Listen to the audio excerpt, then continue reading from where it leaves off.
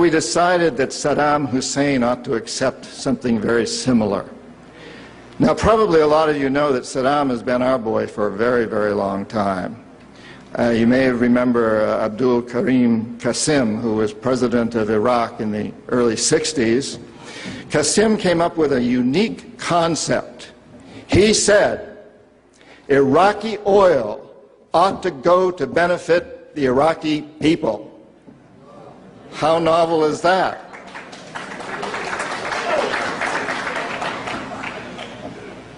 But we didn't like that very much.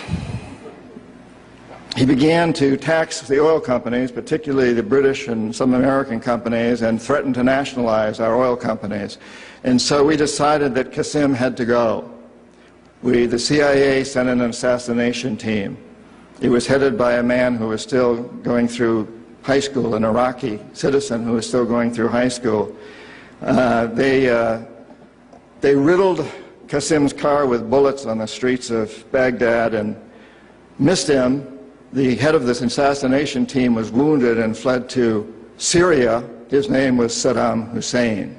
He was a CIA agent in those days, an assassin for us. He failed. He was our boy. He was our man. And so, and we sold him a lot of, and gave him a lot of tanks. We built him, Bechtel built him big chemical, I don't know, my father-in-law was chief architect at Bechtel, built Saddam big chemical plants that were used, and we knew that they were used to make mustard gas and other chemical weapons that were being employed against the Kurds and later the Iranians. We knew this, but we sold him these things. You have to remember that Middle Eastern oil is the oil that's used by a great deal of Europe and China and Japan. If we control Middle Eastern oil, we control our biggest potential competitors, Japan, China, Europe. So it's very important that we do that.